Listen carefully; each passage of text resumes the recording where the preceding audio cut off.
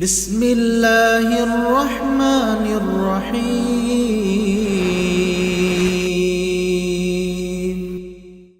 أعوذ بالله من الشيطان الرجيم.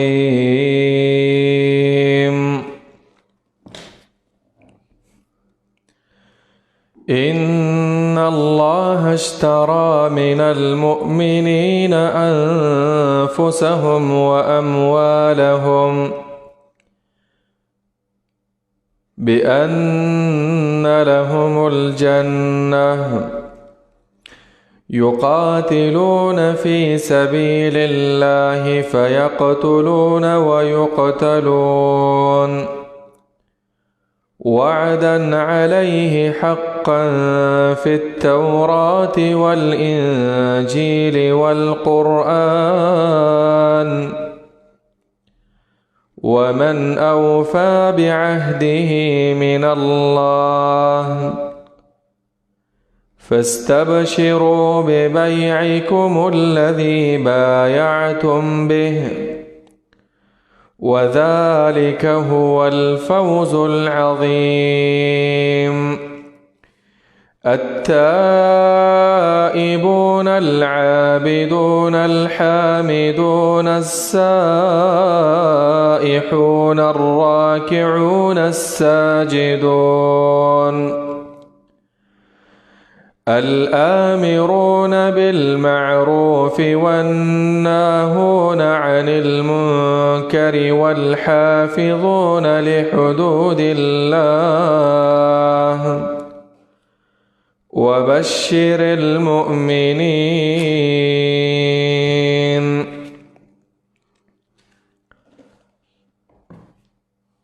سورة التوبة يولسم سپارا یولسم نمبر آیات دے.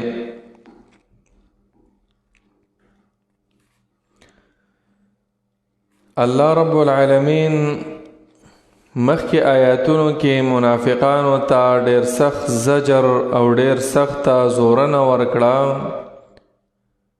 چې د رسول الله صلی الله علیه وسلم د صحبت او د ملګرتوب نه په غزوه تبوک کې پاتې شو او جهاد ته یې شا کړه، د پیغمبر ملګرتوب ته یې شا کړه. په دې آیات کې الله رب العالمین اوس ترغیبات بیانوي چې اے مؤمنانو چې کلم صحیح جهاد وي او ستاسو بادشاہ ستاسو ملک تاسو ته حکم وکړي چې د کافرو سره جنگ وي نو جهاد طرف ته بیا ځئ. او د دې الله تعالی ډیر فضیلت بیان کړي په دې آیات کې. او د مثال په تور باندې رب العالمین داسې بیانوي چې مؤمن خپل نفس او خپل مال د الله تعالی په طاعت کې خرڅوي، لګوي معنا خرڅوي. گویا کې د مؤمن دا نفس دا مبیعه ده، دا سودا ده، دا الله لور کوي او قیمت جنت ده، جنت په حاصلوي. نو ډیر لوی قیمت الله رب العالمین ورکوي. الا ان سلعة الله هي الغالیه، حدیث کې راځي د الله تعالی دا سودان ډیر قیمتي ده، جنت ډیر قیمتي ده. دا د مؤمن ته ورکوي ځکه خپل نفس خپل مال دای د الله په لار کې ورکړی وي. نو فرمایي رب العالمین ان الله اشترى من المؤمنين انفسهم، یقینا الله تعالی اخذت دی من المؤمنین د مؤمنانو انفسهم نفسنا و ځانونه خپل و اموالهم او مالونه د دوی الله ته اخذت دی بأن لهم فبدل ددي چی یقینا شته د دوی د پاره لهم شته د دوی د پاره الجنه جنت په بدل د دې جهاد کې په بدل د دې خرڅولو کې چې مؤمن خپل نفس خرڅ کو خپل مال خرڅ کو د الله د پاره نو رب لا یزال مر له یو قیمتي تحفه ورکوي چې هغه جنت دی جنت ورله رب العالمین ورکوي د انفسهم معنا دا چې نفس ورکوي د دې څه معنا ده چې خپل ځان ورکوي رب العالمین ته خپل ځان خرڅوي په رب العالمین باندې معنا یې دا د یقاتلون فی سبیل الله جنگونه کوي دا د ایمان والا جهاد کوي د ایمان والا صحیح جهاد فی سبیل الله پلار د الله تعالی کې د پاره د ترقی د دین د الله تعالی فیقتلون نکلا وجن دا مؤمنان کافران لرا نو غازیان شي کافران مرداران کې ويقتلون او کله وجل شي د کافرانو د طرفه د مؤمنان نو شهیدان شي خپل نفسونه خرڅول معنام دادا خپل نفس د کافرو مقابله ته پیش کول د الله د پاره اشاره د دې خبره ته چې دا نفس د انسان چې لکه دا زمونږ بدن دا ګوره زمونږ په اختیار کې نه دی دا یو امانت دی الله تعالی مونږ له راکړی دی او د الله خوښه ده چې مونږ نه څنګه استعمال غواړي مونږ به همغه شان استعمالو که یو انسان په خپل اختیار باندې د خپل نفس استعمالوي نو بیا به ورسره حساب کتاب کیږي لړن مثال لکه یو انسان د وای تنګ مدي دنیا کې راشه خودکشي وکا زما ژوند زما زندگی او زما اختیار دی الله رب العالمین وینا دې نفس کې ستا اختیار نشته دا الله تعالی امانت در کړی دی دا اختیار تعالی نه در کړی چې ته د الله په نافرمانی کې د خپل خواهش مطابق ته دا نفس مړ کې څوک چې خپل ځان مړ کی په کومه اسلحه باندې په کوم شیز باندې په جهنم کې به تل تر تلم په هغه شیز باندې ځان وجني که په زهر ځان وجلې وي که په ټوپک ځان وجلې وي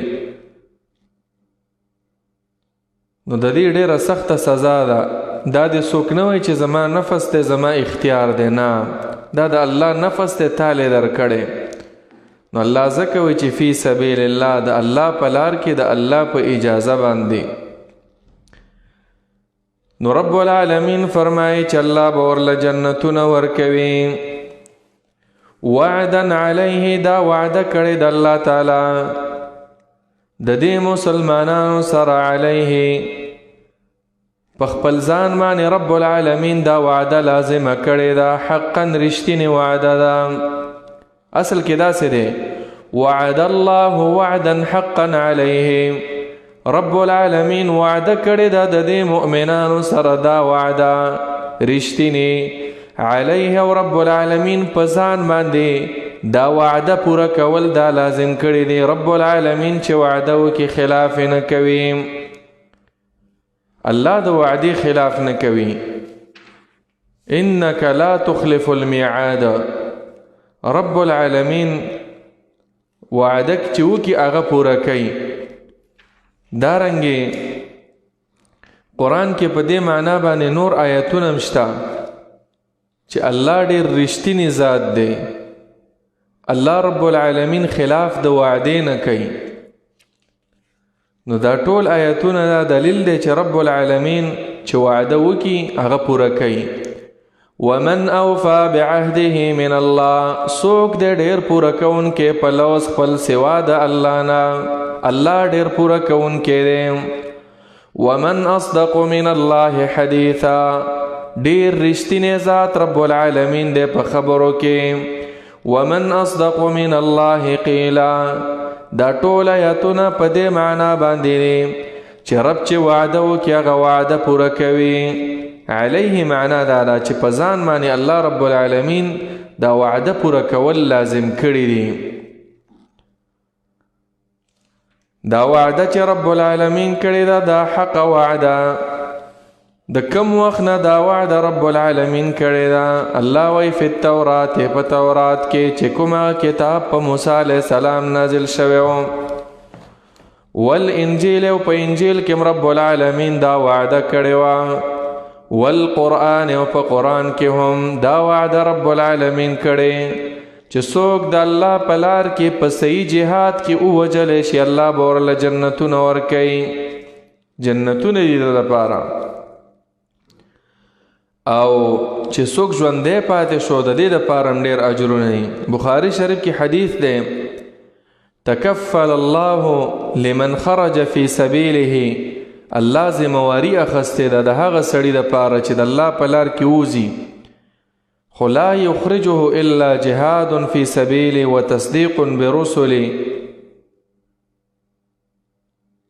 جهاد ته چې وځي نیت دا وي چې صحیح جهاد د کافرو سره جنگ د بادشاه په حکم باندې، مسلمان بادشاه، او دارنګې د اعلای کلمت الله د پاره، د توحید د عقیدې د اوچتوالي د پاره، د قرآن د نظام د بلندۍ د پاره. فی سبیل معنا دا ده تر دې چې مرګ ولا راشي نو الله دا ذمواري اخیستې ان یدخله الجنه چې رب جنت ته داخلی، او یرجعه الی منزله، او یا بخپل کور ته به روغ راځي او ډېر غنیمتونه به ورسره وي. نائلا ما نال من اجر و غنیمت، اجرونه به مو ګټي او غنیمتونه هم. نو الله دا وعده کړی نه.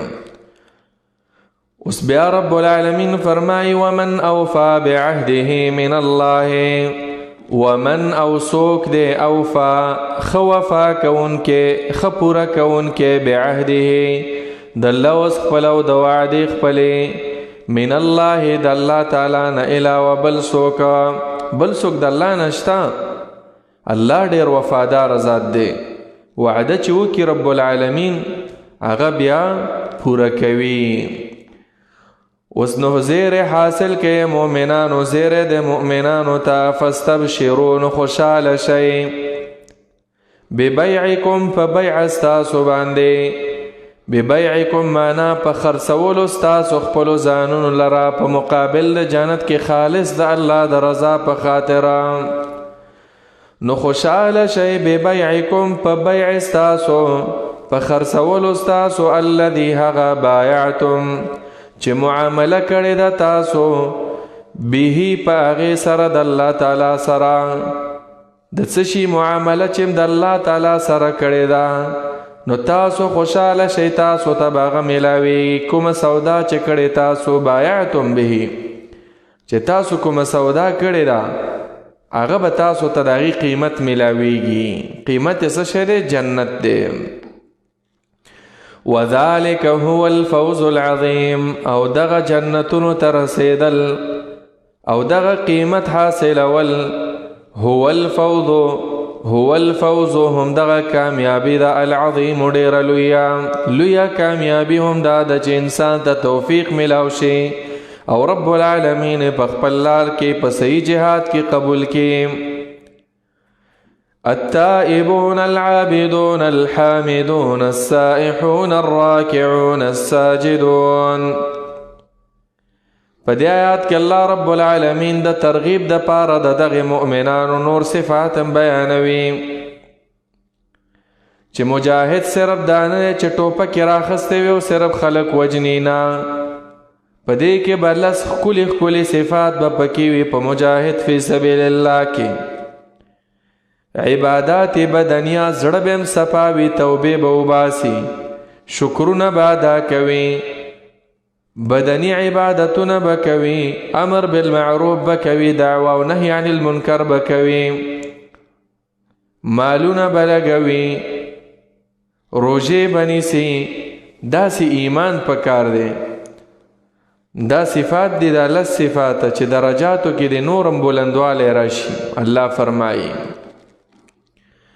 نو رب فرمایي التائبون دا خلق توبه کوونکي دي.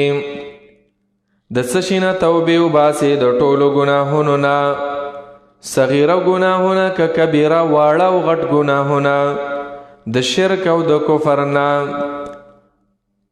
ټول ګناهونه به توبه وباسي، په خپلو ګناهونو به پښیمانتیا ښکاره کړي. العابدون عبادت کوونکي دي.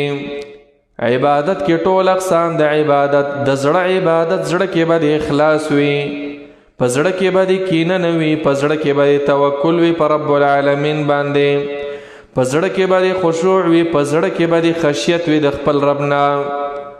بدني عبادتونه، منځونه، روژې، مالی عبادتونه، زکاتونه، صدقات، خیراتونه کول، د ټولو ته عابد ویل کیږي.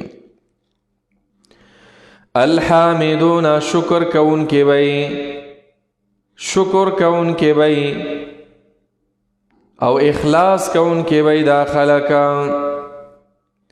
السائحون ګرځیدون کې وي د پاره د جهاد پزمکه باندې. سیاحت ویل کېږي ګرځیدل، جهاد کول، او سیاحت ویل کېږي روجې ته هم السائحات چې روجې بنیسي. معنا یې دا ده د دنیا د لذتونو نه، د دنیا د خوندونو نه بې تعلق پاتې کېدل دې ته سیاحت وایي. لفظي ترجمه دا د السائحون ګرځېدونکي دي په ځمکه کې د جهاد دپاره، د اعلاء کلمت الله دپاره. یا السائحون روژه نیونکي دي. الراکعون رکوع کوونکي دي، صحیح رکوع به کوي. رکوع الله ذکر کړه، رکوع او سجده. الساجدون سجده کوونکي به. وجه دا ده چې رکوع یو عظیم عبادت دی او اکثره خلک دا رکوع صحیح نه کوي، بس الله اکبر لملای ټیټه کړې نه وي واپس را پورته شوی.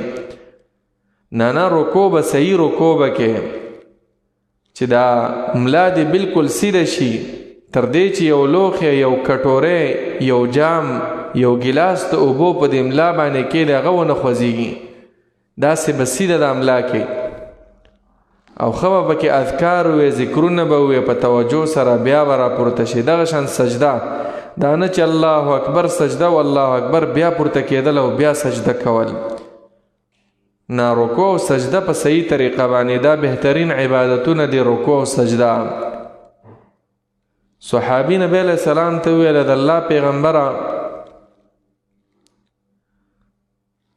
زه غواړم اسألک مرافقتک فی الجنه، چې په جنت کې ستا ملګری یم.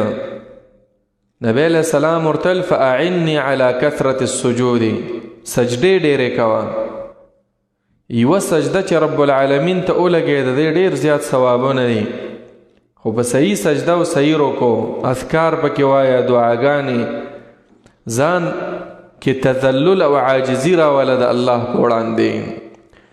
الراکعون رکوع کوونکي وی، الساجدون سجده کوونکي، الآمرون بالمعروف امر کوونکي وی بل چاته، بالمعروف په نیکۍ باندې، په نیکو کارونو باندې به امر کوي. خپلم پکې نیک اعمال شته، توبه وباسي، عبادت کوي، د الله شکر ادا کوي، روژې نیسي، منځونه کوي، بیا به بل تم دعوت کوي. دا به نه وي چې عیسی به دین خود او موسی به دین خود.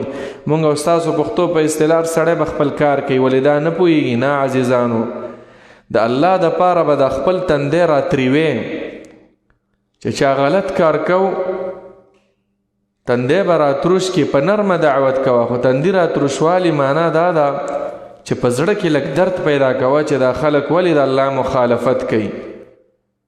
او چې کله دې په زړه کې دا درد نه و د دعوت او د تبلیغ سره د مینه نه وه، پوه شه تا کې صحیح ایمان نشته. نبی علیہ السلام فرمایي فلیبلغ الشاهد الغائبه، دا دین ورسوئ، بلغوا عني ولو آیه، چې یو آیات هم د صحیح زده کړی وي بل ته ورسوه. دونه خو دې زده دي چې دا مونځ کول فرض دي، دا خپلو بچو ته حکم کوه، خپلو خپلوانو ته، خپلو کشرانو ته، په معاشره کې دا خبره عام که.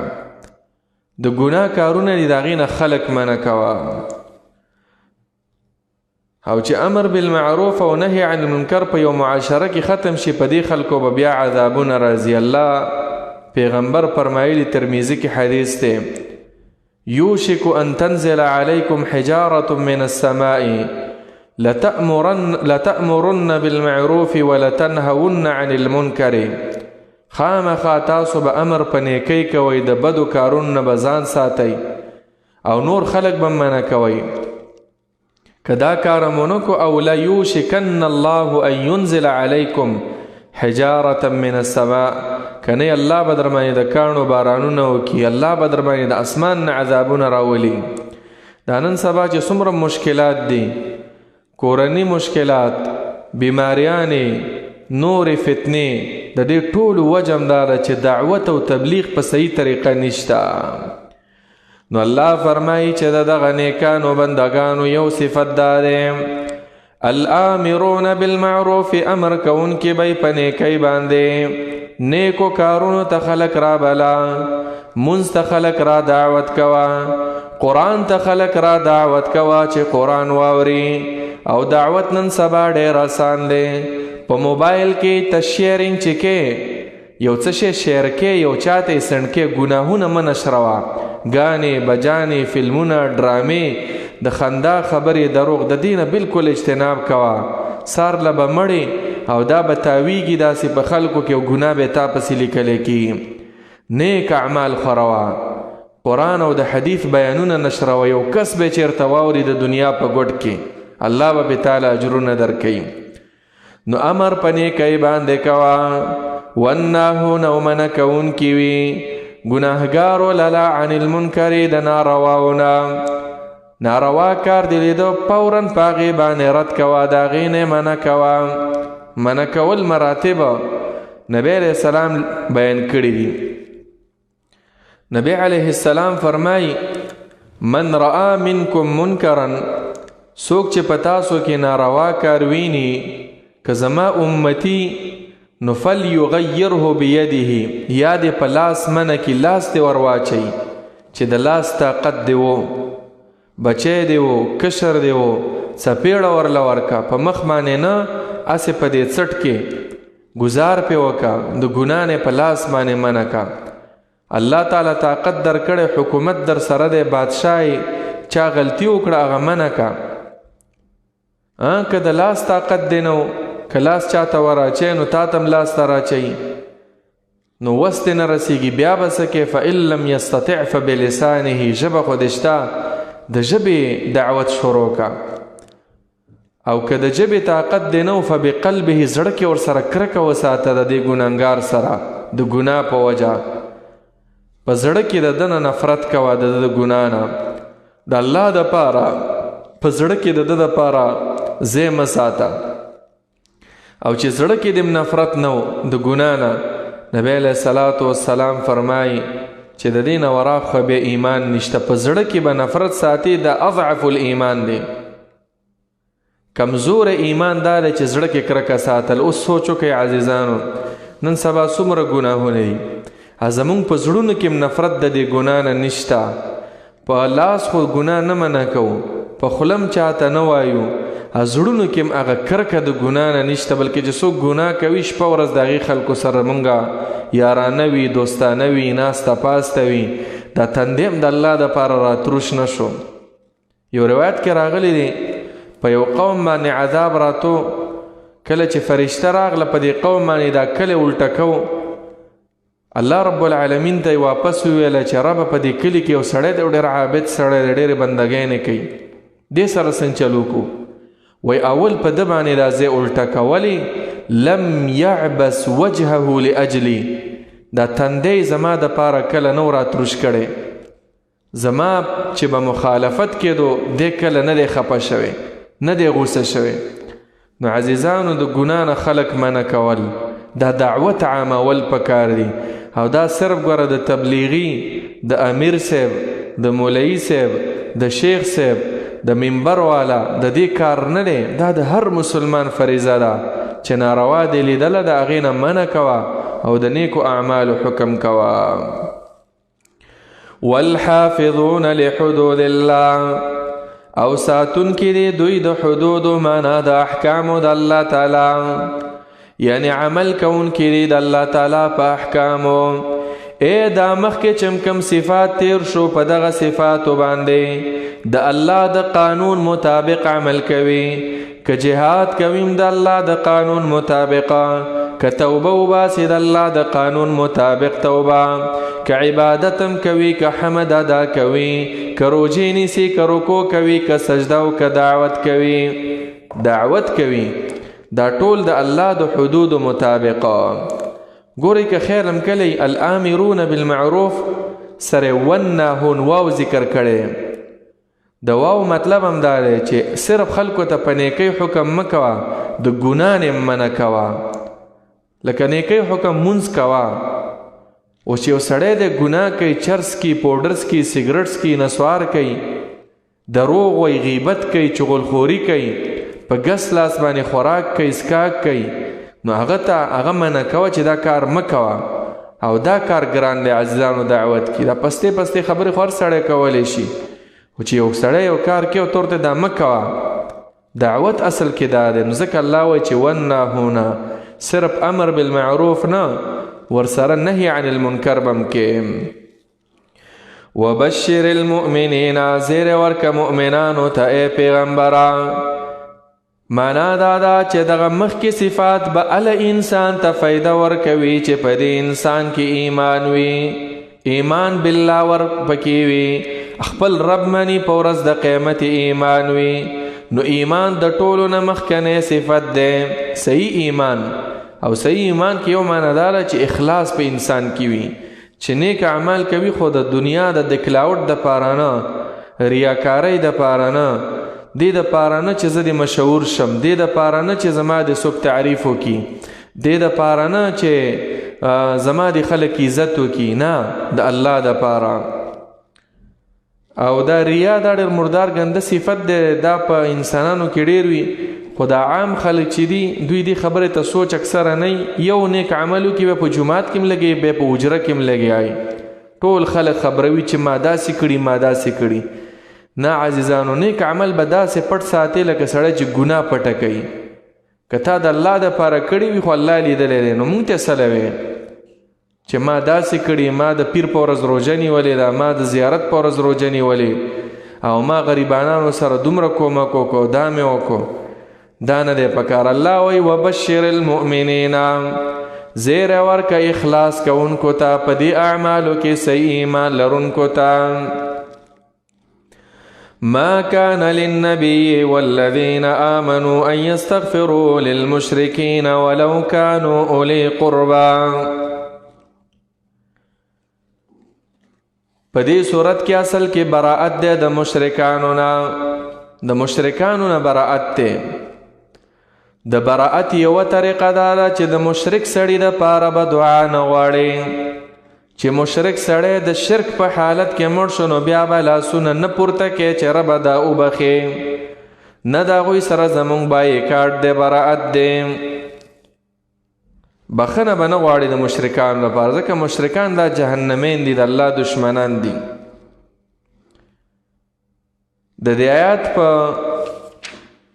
شان نزول کې د امام احمد رحمه الله یو روایت ده په مسند احمد کې. سعید بن المسیب فرمایي وایي کله چې د نبی علیه الصلاۃ والسلام تر ابو طالب د نبی علیه السلام ډیر مدد کړو،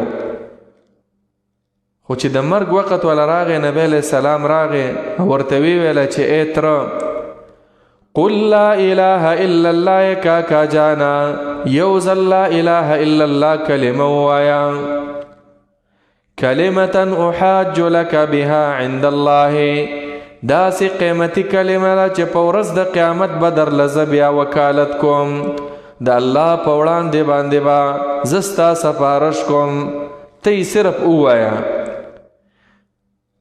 خو د ابو طالب سره په دغه ټیم کې ابو جهل او عبدالله ابن ابي امیه ناس، ابو جهل دا غټ کافرو.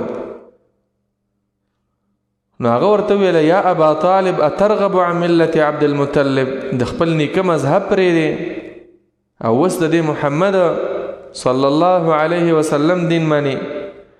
بس ابو طالب ته توفیق ملاو نشو او بس ویل انا علی ملت عبد المطلب، زه اسلام نه قبلوم. حالان کې په زړه کې مکمل یقینو چې دا د نبی علیه الصلاة والسلام دا دین حق دی، خو د دغه پیغور د وجې نه چې خلک به راته وایي چې مذهب یې پرېښودو د پلار نیکه، بس دا یې ورته ډال شو او حق دین هغه یې تسلیم نه کو.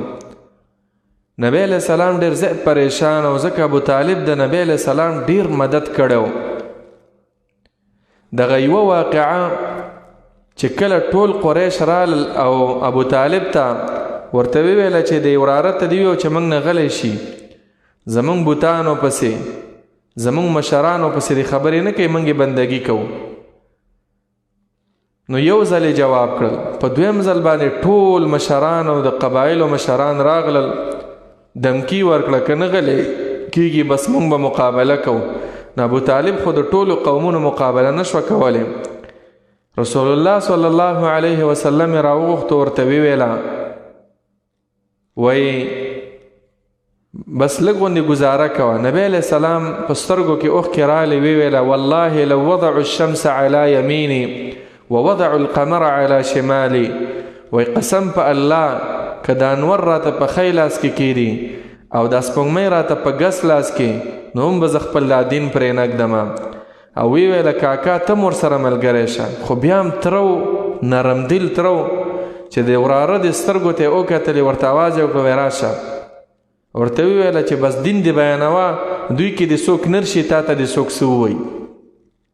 مشهور اشعار یې و، هغه یې مې ویله چې والله لن يصلوا إليك بجمعهم حتى أوسد في التراب دفينا لولا الملامة أو حذار مسبة لوجدتني سمحا بذاك مبينا. وإذا ما دې په الله قسمی ای وراره جانا، که دا ټول راجمع شي تر څو چې په خاورو کې ښخ شوی نه یم، یعنې مړ شوی نه یم، قسم دی که پورته درته وګوري او ما ته پته ده چې ستا دین حق دی. خو دومره خبره ده چې دا د مکې دا جینکۍ او د مکې دا خلک به ما پسې بیا خندا کوي، که دا نه وې نو ما به هم ستا په دین باندې روانګي اختیار کړی وی. لوجدتني سمحا بذاک مبینا لولا الملامة او حذار مسبة، خلک به راته بیا پیغورونه کوي. نو دی نبی علیہ السلام باندې دونه غیرت کړی او دی ټولو ته ویله چې لاسم کته پورته خلاصه. نبی علیہ السلام ډېر سخت خفه شو، پریشان شو، ابو طالب مړ شو، کلمې ونه ویله. نبی علیہ السلام یوه خبره وکړه، ویله استغفرن لک ما لم انه عنک، تا ډېرې قربانۍ ورکړې وي، زه به ستا دپاره د الله نه مغفرت غواړم. رب ګوره ډېر بے پروا غنی صمد ذات دی، د هیڅ چا پرواګیر نه دی. که د پیغمبر ترم وي وروستو به راشي، که د پیغمبر پلارم وي ابراهیم علیه السلام په شان، د پیغمبر زوی لکه د نوح علیه السلام زوی کنعان، خو چې په دین روان نه بس الله رب العالمین وایي چې هغې سره به علاقه نه ساتي. نه الله دا ایتونه راولېږل، پیغمبره ته به ګوره د مشرکانو دپاره چې یو سړی په شرک په عقیده مړ شو، هغه وایي زه د عبدالمطلب په مذهب یم چې هر څونه م ښه کارونه کړي، هغه دپاره به دعا نه غواړي. بعضو آیتونه به دام نازل شو چې انک لا تهدی من احببته، ای پیغمبره ته هدایت نشي کولی هغه چا ته چې ستا خوښ وي، ولکن الله یهدي من یشاء، دا د الله خوښه ده چې چا ته هدایت کوي. نو دلته ورته رب العالمین وفرمایل وما كان للنبي ندی لائق ندی روا ندی جائز للنبي پیغمبر د پارا والذین آمنوا د هغه کسانو د پاره چې ایمان راوړی غوی د پارم جائز ندی ان یستغفروا چې بخنه وغواړي مغفرت وغواړي بخنه وغواړي للمشرکین مشرکانو د پاره چې الله سره شریکان جوړ کړي او د شرک په حالت کې مړ شو. ولو کانوا اگر کوي دا مشرکان اولی قربا خپلوان وی خاوندان د خپل ولی وی، اگر کستاسو خپلوان وی اے مومنانو، خو چې د شرک په حالت کې مړ شو ګوره بخنه به ورله نه غواړئ. که ژوندی و دعا کولی شي چې الله هدایت ورته وکړي، بیا هم د مغفرت دعا به ورله نه غواړئ چې ژوندی مو داسې مه وایه الله تی وبخي، نه داسې وایه یا الله هدایت ورته وکړي، الله زما پلار دی زما مور ده، زما ورونه دي، زما خویندې دي، عقیدې د شرک دی، الله هدایت ورته وکړي. خو چې مړه شو د شرک په عقیده بیا به ورله دعا هم نه غواړي.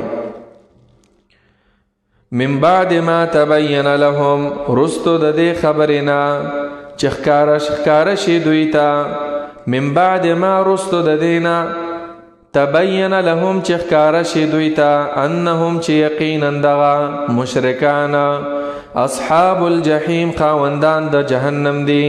اے تاسو ته پته چې څوک د شرک په حالت کې مړ شي دا به جهنمی وي. نو د جهنمی انسان د پاره به ولې تاسو دعاګانې غواړئ؟ به د دعا څه فایده ده چې تاسو دعاګانې غواړئ؟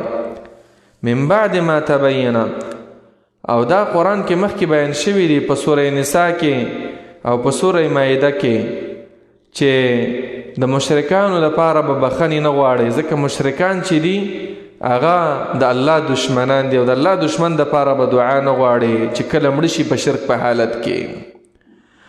وما كان استغفار إبراهيم لأبيه إلا عن موعدة وعدها إياهم. سوال وسدا دی چې ابراهیم علیه السلام چې د خپل پلار د پاره بخنه غوښتلې وه، د هغه پلار خو مشرک و، نو ولې د هغه د پاره جایز و زمونږ د دې امت د پاره جایز نه دی؟ د هغې جواب دا دی دوه قسمه دی. هغه ورله اله بخنه غوښتله چې کله دې پلار ورسره وعده کړې وه چې زه مسلمانېږم، چې ورته پته ولګېده چې مسلمان نه شو، د شرک په حالت کې مړ شو، نو تبرأ منه، بیا یې بېزاري وکړه، بیا ورله دعا نه ده غوښتې. او بعضو مفسرینو داسې لیکلي چې فلما تبینه، چې د وعدې کولو په وخت کې دته یقین نو راغلی چې دا زما پلار لا مشرک دی، وعدې ورسره کړې وه چې زه به تاله بخښنه غواړم، خو داسې ورته صحیح پته نه وه چې دا مشرک دی. چې د شرک پته ورته صحیح ولګېده چې پلار مې مشرک دی، چې یقین یې راغی، نو بیا یې استغفار د مشرک دپاره پرېښودو. نو الله فرمایي وما كان استغفار ابراهیم، او نو بخنه غختل د ابراهیم علیه السلام لابیه د خپل پلار د پاره الا عن موعده، مگر په سبب د وعده، وعدها چې کړې وه، وعدها دا منله، وعدها چې کړې وه دغه وعده پلار د ایاهو د ابراهیم علیه السلام سره، وعده دا کړې وه چې زه مسلمانېږم، چې زه به مسلمانېږم، دا وعده. او یا دا معنی چې ابراهیم علیه السلام ورسره وعده کړې وه چې زه به تاله استغفار غواړم، خو بیا الله منع کو د استغفار نه، چې استغفار به وله نه غواړي، دا د شرک په حالت کې وفات شو. فلما تبین له، پس هر کله چې معلومه شوه ابراهیم علیه السلام ته څه شی ورته معلوم شو چې انه عدو لله، چې دا دشمن دی د الله تعالی، تبرأ منه، نو بیزاره شو د هغه نه، بیا یې ورله دعا نه غوښته، بیا یې ورله استغفار نه غوښتو.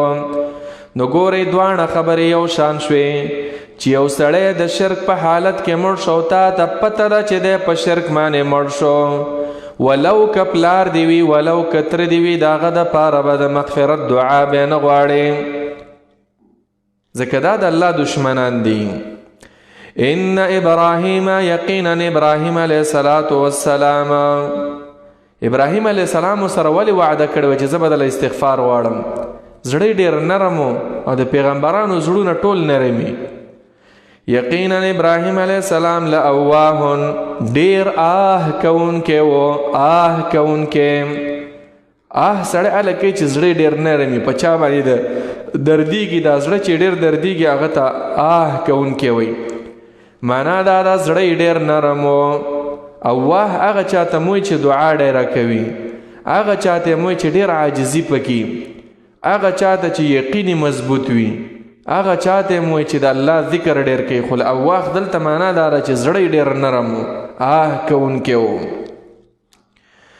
حلیم ډیر صبر کوونکی و ابراهیم علیه السلام ډیر مشکلات ورته ورسېدل د دې مشرکانو د طرفه خو صبر یې کو د الله رب العالمین دپاره وما كان الله ليضل قوما بعد إذ هداهم حتى يبين لهم ما يتقون.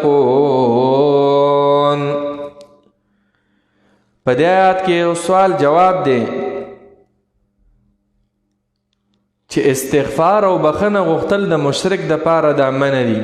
نو که یو سړي ته پته نه و هغې بخنه غوښتي نو بیا مخکې د دې آیات د نزول نه یا یوه مسله چاته پته نه وي او کافرانو دپاره بخنه غواړي.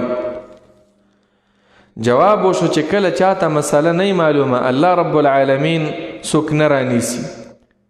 الله اله سړی رانیسي چې مسله ورته علم ورته وي سره د علمه ګناه کوي. قرآن کې په دې معنا باندې ډېر آیتونه دي چې چاته حق نه دی رسېدلی الله یې نه رانیسي بیا. وما كنا معذبين حتى نبعث رسولا. یو چا سره علم نشته دی او هغه یوه مسله باندې عمل کوي په جهل او په ناپوهۍ باندې الله وایي زه هغه ته عذاب نه ورکوم. دلته م الله تعالی داسې فرمایي وما كان الله نه دی رب العالمین لیضل قوما چې ګناهګار کړي یو قوم لره بېلارې کې یو قوم بعد اذ هداهم رست د هغې نه چې لاره یې وښودله دغه قوم ته هدایت ورته وکړو د اسلام طرف ته حتی یبین لهم تر هغه چې بیان کړي دوی ته ما یتقون هغه څه چې ځان ترې وساتي. الله ورته دا څه بیانوي چې د دې نه ځان وساتئ. نو چې ځان یې ته وساتو خو صحیح ده او که ځان یې ته ونه ساتو پس د بیان نه بیا الله رانیسي. او چې الله ورته بیان نه وي کړی وضاحت ورته نه وي راغلی مسله ورته نه وي رسېدلي نو بیا په داسې انسانانو باندې ګناه هغه نشته دی. الله رب العالمین فرمایي ان الله یقینا الله تعالی بكل شیء علیم په هر څه باندې علیم پوهه ذات دی. رب العالمین پوهه ذات دی. ان الله له ملک السماوات والارض. دا آیات د مخکنی آیاتونو د پاره قانون دی. قانون دا دی چې د الله په لار کې به ته جهاد کې د مشرک سړي د پاره به مغفرت نه غواړي. دا ولې موږ کوو؟ دا ځکه چې الله موږ ته ویلي او د ځمکو او اسمانونو کې مالک څوک دی؟ الله تعالی. الله سره اختیار دی بادشاهي د هغه ده. او په آیات کې دلیل دی په دې باندې چې ژوندي کول او مړه کول ژوند ورکول مرګ راوستل دا د الله په لاس کې دي بل څوک داسې نشته. نو دې وجې نه په الله باندې به عقیده د توحید ساتي د الله نه امیدونه ساته. مصیبت چې راشي چې درنه لرې کوي الله به یې لرې کوي. هېڅوک یې درنه نشي لرې کولی سوا د رب العالمین. الله فرمایي ان الله یقینا الله رب العالمین له خاص د هغه په اختیار کې دی ملک السماوات بادشاهت د اسمانونو والارض او د ځمکې. د هغه په اختیار کې دی بادشاهت د اسمانونو او د ځمکې. بس د هغه خوښه ده چې کوم قانون جوړوي او انسانانو ته یې رالیږي په الله باندې به اعتراض نه کوې. ځان نه به ملحد او کمونیسټ نه جوړی چې د الله په دین اعتراضونه کوي چې دا ولې داسې او دا ولې داسې. د مسلمان جواب لنډم دا دی چې بس د الله خوښه ده. 5 وخته مونځ یې فرض کړی د الله خوښه ده. کال کې یو ځل یو میاشت روجې نیول دي د الله خوښه ده. یو ځل حج کول دی په ټول عمر کې فرضي حج د الله خوښه ده. زنانه له میراث ورکول دي دومره نارینه له دومره دا د الله خوښه ده. په هر شیز کې دا د الله خوښه ده. یحیی ژوندي کول کوي رب العالمین و یمیت مړه کول کوي. ژوند څوک ورکوي؟ رب العالمین. مرګ څوک راولي؟ الله رب العالمین. یحیی و یمیت کې د نورې معناګانې مراد دي چې یحیی معنا هدایت چې کوي صرف الله تعالی و یمیت گمراهی هم دا د الله په مشیت باندې ده. نو د الله نه غواړه چې الله ما زه ګمراه نشم او د الله نه غواړه چې الله ما په هدایت باندې روان کړي. یحیی معنا دا هم ده چې الله رب العالمین توفیق د ذکر ورکوي چاته چې وغواړي او چاله یې نه ورکوي. په دې د الله نه راضي شئ. ډېر خلک په غفلت کې وختونه تېروي، خاص کر د فیسبوک په دې دنیا کې ټول عمرونه ته دې خاکو ماکو او دې شیزونو ته وخوړل، قرآن له ټیم نه ورکوي. اوس چې ته دا قرآن اورې، په دې د الله ډېر شکر ادا کړه چې رب العالمین ماله توفیق راکو. او زه یو آیات مې واورېده، 2 آیتونه مې واورېدل. یحیی و یمیتو ژوندي کول کوي، و یمیتو مړه کول کوي. وما لکم نشته ستاسو دپاره من دون الله سوا د الله تعالی نه من ولی څوک دوست ولا نصیر او نه څوک مددګار. چې مصیبتونه راشي سوا د رب العالمین نه څوک مصیبت لرې کولی نشي، او چې لا نوی راغلی او را روان وي څوک یې دفع کولی نشي. مددګار دی هم الله تعالی دی او دوست دی هم الله رب العالمین دی. لقد تاب الله على النبي والمهاجرين والأنصار الذين اتبعوه في ساعة العسرة. په دې آیات کې الله رب العالمین زیری ورکوي مؤمنانو ته چې د هغوی توبه قبوله شوه. بعضې مؤمنان د غزوه تبوک نه پاتې شوي وو، راغلل چا عذرونه پیش کړل، چا توبې ویستې، بس الله رب العالمین توبه ورله قبوله کړله. او دویم په دې آیات کې اشاره د تکلیفونو ته چې مسلمانانو ډېر تکلیفونه تیر کړل. په غزوه تبوک کې سخته ګرمي وه، سورلی نه وه، کله به یو په یو به سورلی کېناستو، بل به په بل باندې څه ځای پورې به مزل پیاده و، څه په سورلی باندې. دارنګې خوراک دپاره کجوري نه وي، اوبه نه وي، او تبوک ته روان و او دا ډېره سخته ګرمۍ موسم کې و. دغه تکلیفون ته الله وایي ساعة العسره. عمر رضی الله تعالی عنه روایت دی، هغه وایي چې موږ نبی علیه السلام سره لاړو، ډېره سخته ګرمي وه، موږ ډېر زیات تږي شو، حتی ظننا ان رقابنا ستنقطع، چې زموږ دا څټونه به مات شي د تندې د لاسه. یو طرف ته به سړی لاړو، اوبه به پیدا نه شي، بل طرف ته به لاړو. دونه سختې صحابه کرامو تیر کړي. دا دین اسې نه دی راغلی، نن سبا په کور کې ناستې صحابو پسې خبرې کې.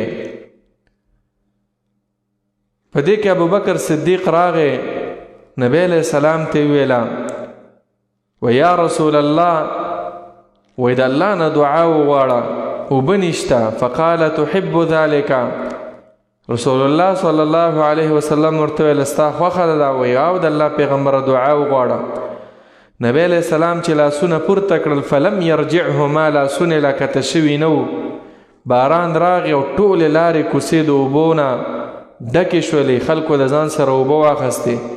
دا د الله قانون دی، ان مع العسر یسرا، د سختې نه وروستو راحت راځي. اکثره دا ملګري وي د دې پریشانیانو د دې نه ډېر په تنګ وي، کورني مشکلات، اقتصادي مشکلات، ټوله ورځ په ټینشن او په دې شیزونو کې تیری. خو یاد وساتئ کوم امتحان چې در باندې راتو بې پروا کېږه، الله ته رامنډه وهه، جومات ته راځه، 2 رکعته مونځ کوه، عبادت کوه، د الله نه دعا غواړه، نو ستا دا مشکل به حل کېږي. او چې ته ټینشن په ټینشن ختمې، نو دا نه کېږي. امتحان په انسان ځکه راځي چې د انسان الله ته متوجه شي، او چې ته نورم د الله نه لرې کېږي، نو بیا به د یو ټینشن د پاسه بل وي. دعا نه غواړې، لاسونه دې نه پورته کېږي الله ته، سحر مونځ نه کې، نور مونځونو په جمع اهتمام نه کې، نو په تا باندې به مصیبتونه نه راځي. اگر که په ظاهر کې سپینې کپړې او کاټن جوړه دې اچولې وي او لوکس گاڑی کې ګرځې، خو دننه دا زړه به دې تنګ وي که د الله سره دې تعلق نه وي. دا د قرآن فیصله ده. او چې زړه دې په تنګ وي، ظاهر لباس په دې څوک څه کي. عبدالرحمن بابا چې وایي منځې ګوره چې چغجۍ د کمټاک په ظاهر لباسې دوکمشې ای رحمانه. نو خوشحالي اصل کې د زړه خوشحالي ده، او دا د زړه خوشحالي چې راځي د الله ته په منډه باندې. نو دې صحابه کرامو په تبوک کې دا سخته برداشت کړه، نو الله ورله فتح ورکړلې. الله رب العالمین ترازیم شو، الله ورله جنتونه ورکړل. اعلان په دې صورت کې وشو چې رضی الله عنهم ورضوا عنه، الله د دوی نه راضي دی، دوی د الله نه راضي دي. نو الله دغه واقعه مختصرا بیانوي. لقد تاب الله، خامخا په تحقیق سره رجوع کړي د الله تعالی د څه شي رجوع کړي الله رب العالمین، معنا مهرباني کړي د الله تعالی په اسانتیا را وستلو سره علی النبی په پیغمبر باندې. سخت تکلیف او تندې نه خلق مړ کېدل، الله ور باندې باران وکړو، اسانتیا رااله، نو الله په خپل رحم وکړو.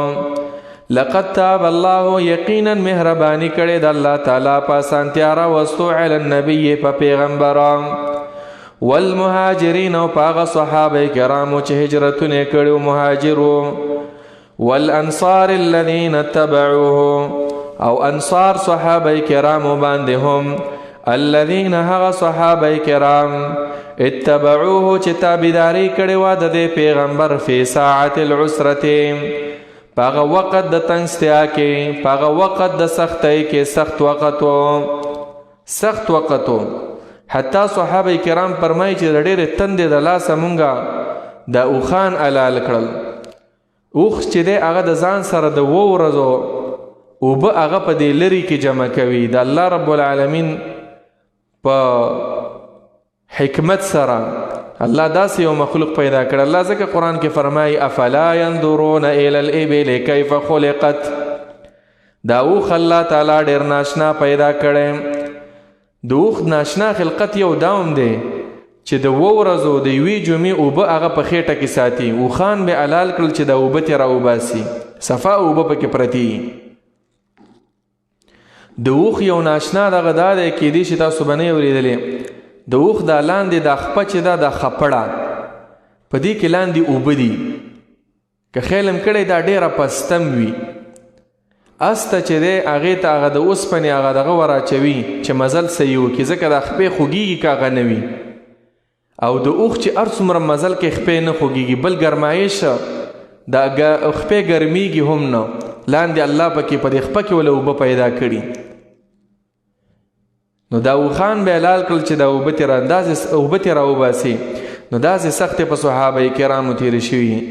نو الله فرمایي چې الله رب العالمین بیا مهرباني وکړه په اسانۍ راوستلو، الله پې رحم وکړو. فی ساعت العسرة، په وقت د تنگستیا او سختۍ کې. من بعد ما کاد، رستو د هغې نه، ما کاد یزیغو، چې نږدې شوی و، یزیغو قلوب فریق، یزیغو چې کاږه شي، قلوب فریق زړونه د یوې ډلې د دوی نه، منهم د دوی نه.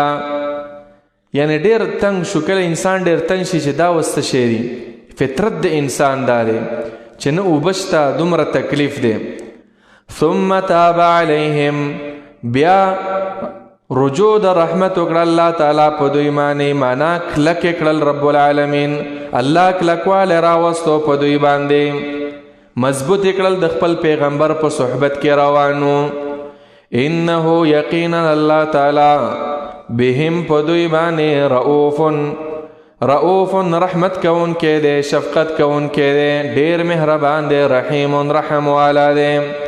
الله د دوی توبه هم قبول کړي او الله په رحمتونه راولېږل. وعلى الثلاثه الذين خلفوا، په دې آیات کې هغه 3 کسانو توبه م الله ذکر کوي چې د هغوی توبه م قبوله شوه. دا 3 کسان د دوی ناشنا واقعه وه. مسند احمد کې دا واقعه ذکر ده او امام ابن کثیر رحمه الله هم دا واقعه راوړې. دا 3 کسانو، یو کعب ابن مالک، هلال ابن امیه، مراره ابن ربیع.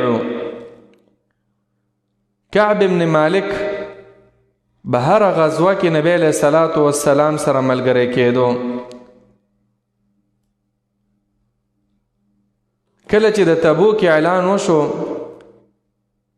کعب ابن مالک سره 2 سورلۍ وې. هغې ویل چې زه اسم رسېدی شمه چې دوی زما نه مخکې م لاړ شي، نو زه واپس دی راګیرولی شم. وایي ما ویل چې سبا زما خپل کارونه دلته دغه چې وو دا میوې پخېدلې هغې ته به مې انتظار کو چې نن زم سبا زم نن زم سبا زم.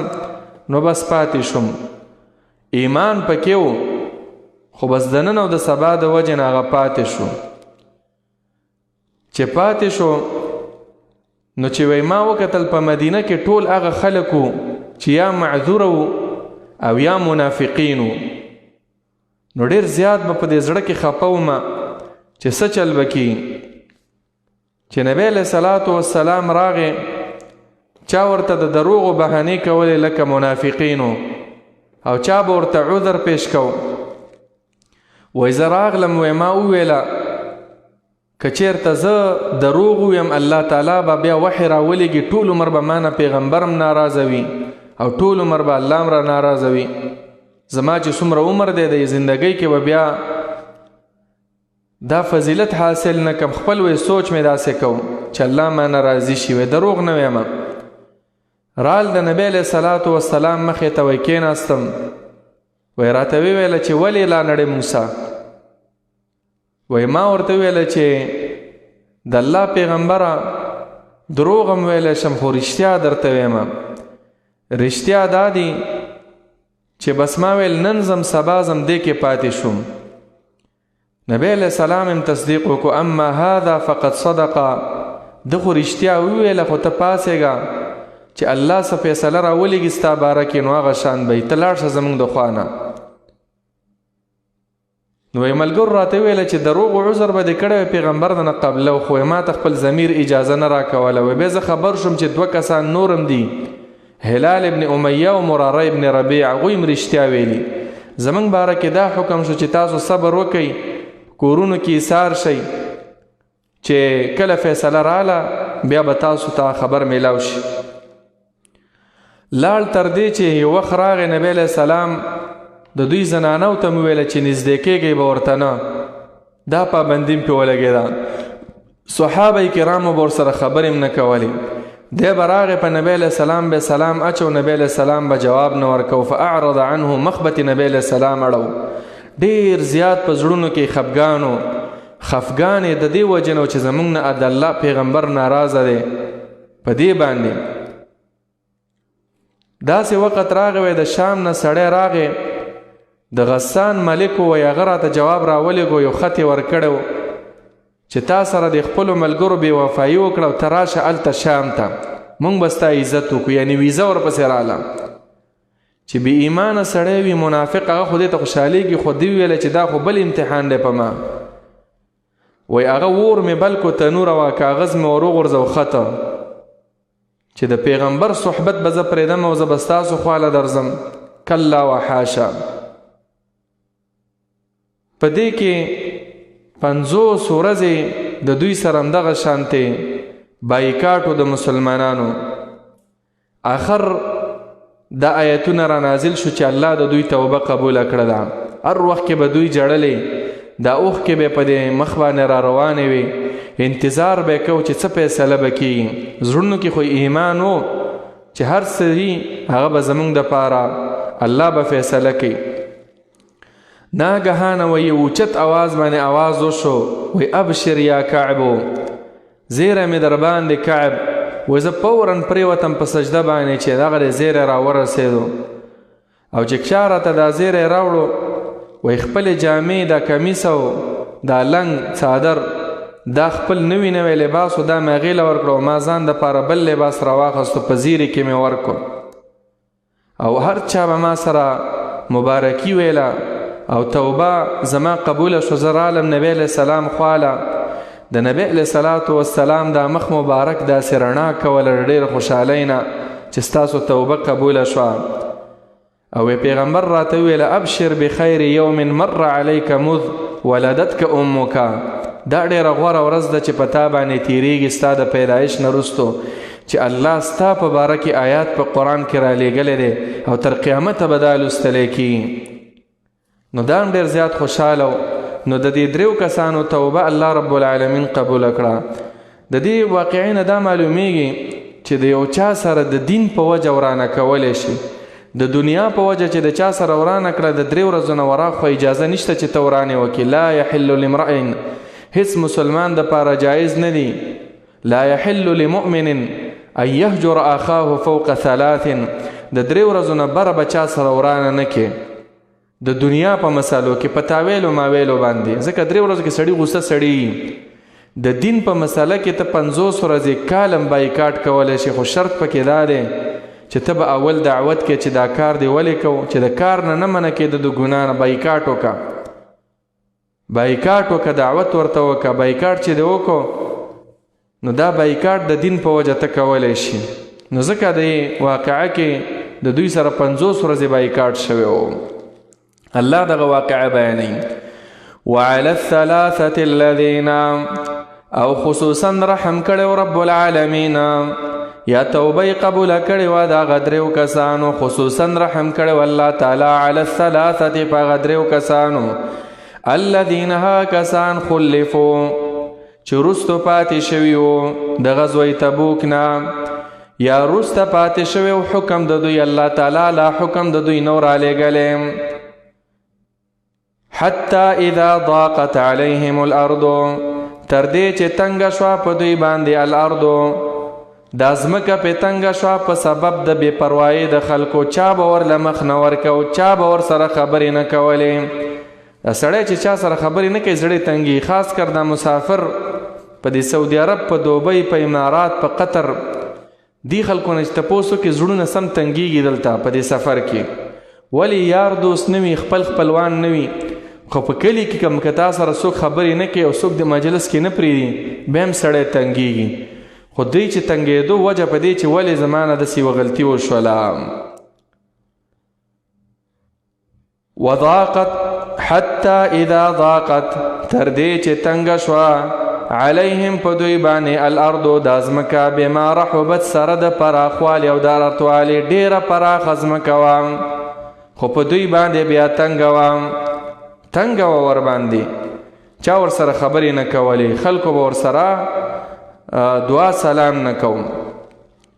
وضاقت علیهم انفسهم، او تنگ شو په دوی باندې زړونه د دوی، زړونه ور باندې تنگ شو چې څوک به سره میلاوېدل، سخته خبره به ورته کوله د الله دپاره، په زړونو یې ډېر غټ غم راغلی چې زموږ توبه به کله قبلیږي.